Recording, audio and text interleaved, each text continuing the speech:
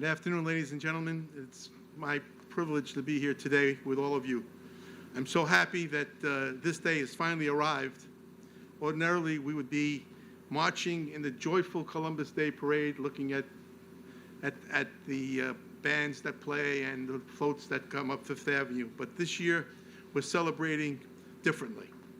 We're celebrating our heritage by honoring a remarkable Italian woman of faith. Mother Cabrini is a revered figure in New York and in the Italian community worldwide. If ever someone deserved a monument, it was this monument of this woman of faith and love. And yet, in the city where she performed so many good works, there was no monument.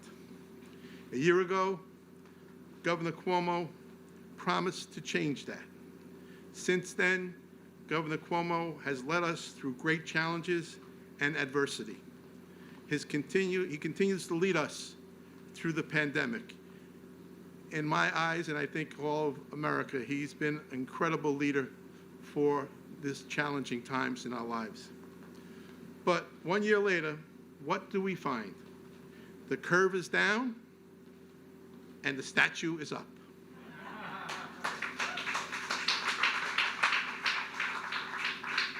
Ladies and gentlemen, it is my great pleasure and honor to introduce a public official who keeps his word and gets things done. A great Italian American, our great governor, Governor Andrew Cuomo.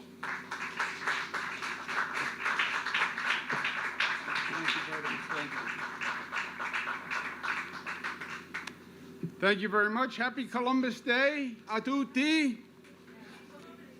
Happy Columbus Day. It is a pleasure. We're not going to march today on this Columbus Day, but there's a silver lining.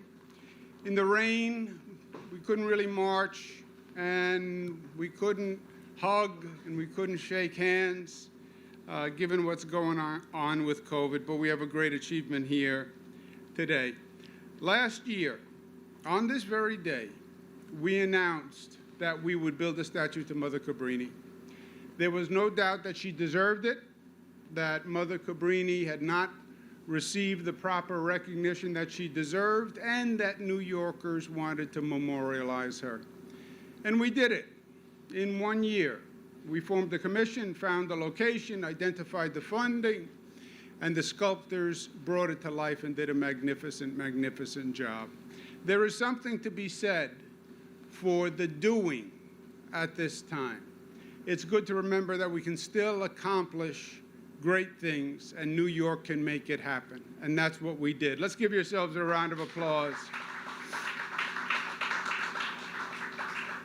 I want to congratulate all of those who made it possible, all the members of the Mother Cabrini Memorial Commission, to our co-chairs of the commission, the chairman of the Columbus celebration for 2020, Angelo Vivolo. Angelo is a true champion for civil rights, and he is a tireless fighter against discrimination. We all owe him a big round of applause. Let's do that. To the co-chairman of the commission, our good friend, Bishop DiMarzio, pleasure to be with you, Bishop. Thank you very much.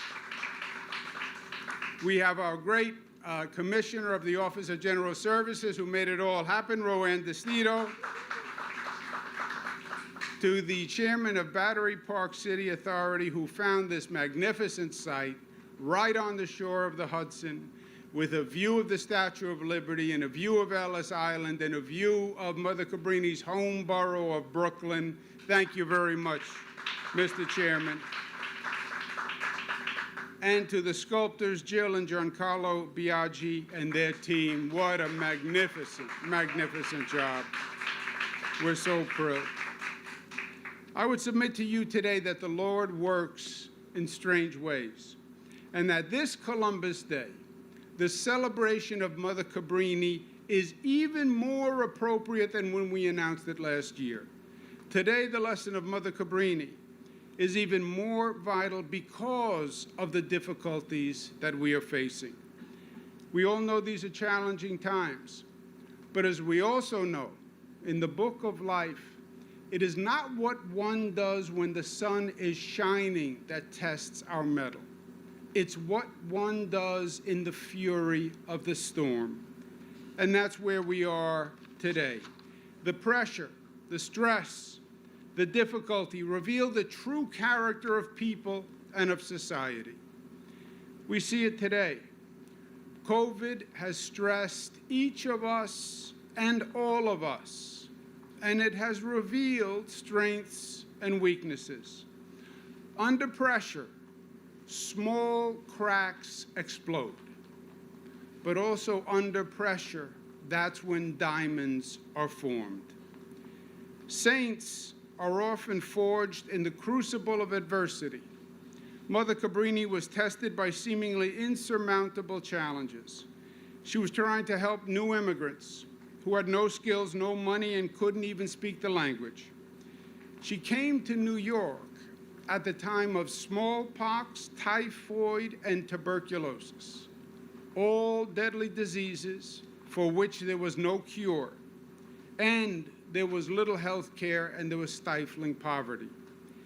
And she was in a new country, a woman, a nun, and it was 1889. Women were not empowered. The traditional role of the nun was to serve the priests. And on top of it all, Italians were victims of intense discrimination.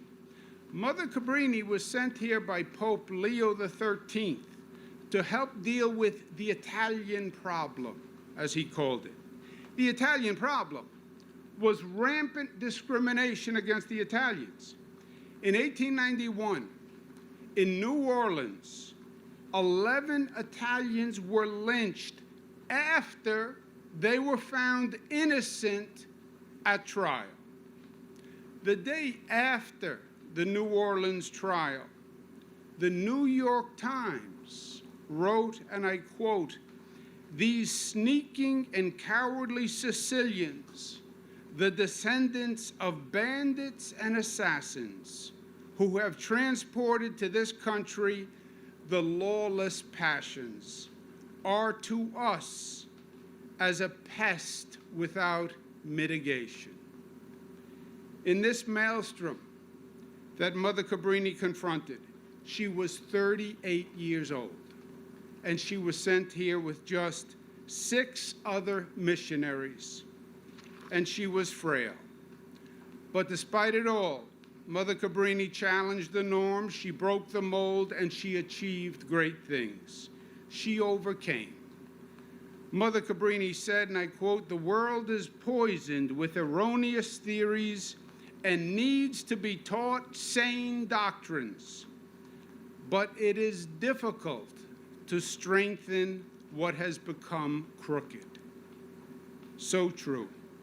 She founded a remarkable 67 schools, hospitals, and orphanages, an entire hospital, education, and social service system for the poor. And she did it virtually alone. She founded the Columbus Hospital for the Poor, which was eventually named the Cabrini Medical Center in Manhattan, open to all, regardless of whether or not they could pay. It remained operational for a century and only closed in 2008. Mother Cabrini had 2 assets, but they were powerful assets. Mother Cabrini had her culture and her faith. As an Italian growing up in a small town near Milan, she had the Italian heritage of generosity, family, community, courage, and the power of love.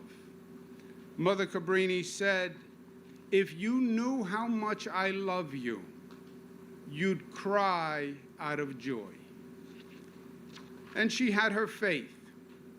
At her canonization in 1946, Pope Pius XII said, "Although her constitution was very frail, her spirit was endowed with such singular strength that, knowing the will of God, she permitted nothing to impede her from accomplishing what seemed beyond the strength of a woman." Today, my friends, we face significant challenges. but we still hold dear to our culture and to our faith. Let us heed the words of Pope Francis, who said in his latest encyclical, and I quote, "The COVID-19 pandemic momentarily revived the sense that we are a global community, all in the same boat, where one person's problems are the problems of all. Once more, we realize that no one is saved alone. We can only be saved together." At this time of COVID, let us hear our better angels.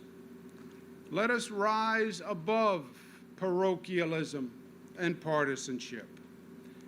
Let us realize that to save each other, we must save all of us. We are all interconnected at the end of the day. If your neighbor succumbs to the disease, then you and your family are in danger. Pope Francis said, "If we do not take care of one another, we cannot heal the world." Today is Columbus Day, so we celebrate the Italian legacy, as beautiful as it is. But the same fundamental teaching that Pope Francis speaks about is the same teaching in the Torah, the Quran, Buddhism, and Hinduism. We are our brothers and sisters' keeper. Look at the irony. The only way to stop the spread of the disease, what we now call community spread, is to actually form community, to actually care about one another, and to reach out and help one another. In this complex world, may this statue serve to remind us of the principles that made us great as a country and as a people, and the principles that keep us special on this globe. The values of Mother Cabrini: compassion, acceptance, community, freedom, faith, hope, and love. And the greatest of these is love. Let's unveil this beautiful statue. Happy Columbus Day.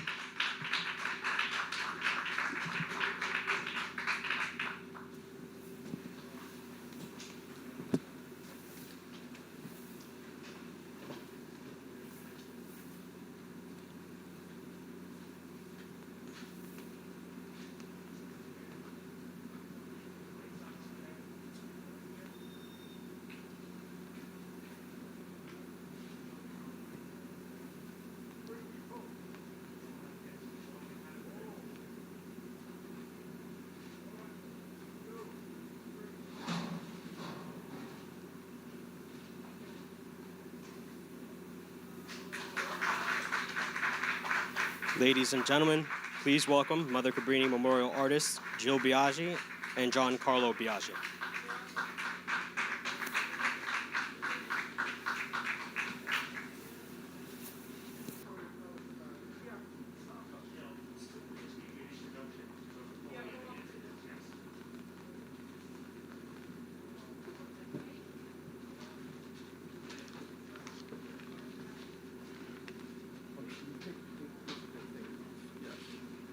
Giancarlo and I would like to thank you, Governor, for your commitment to making this statue a reality.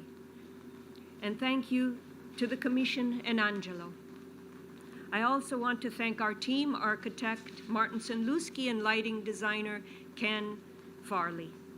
It was our honor to design a monument to this compassionate, heroic woman.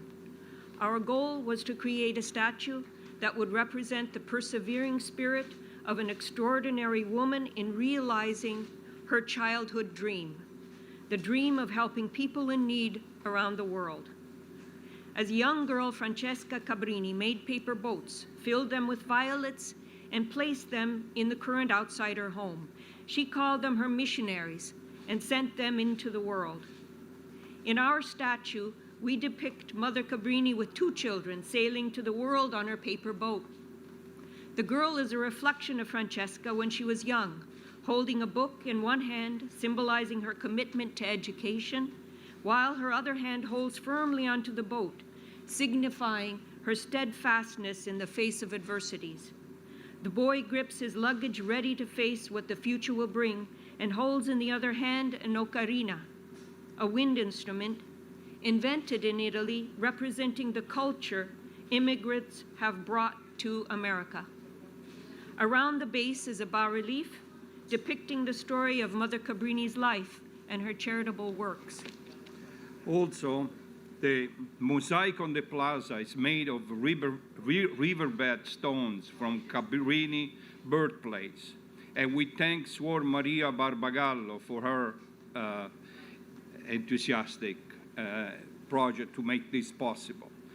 We hope the monument brings joy and a moment of contemplation on humanitarian values and inspiration to visitors from New York and around the world. Thank you. Thank you for attending today's event. That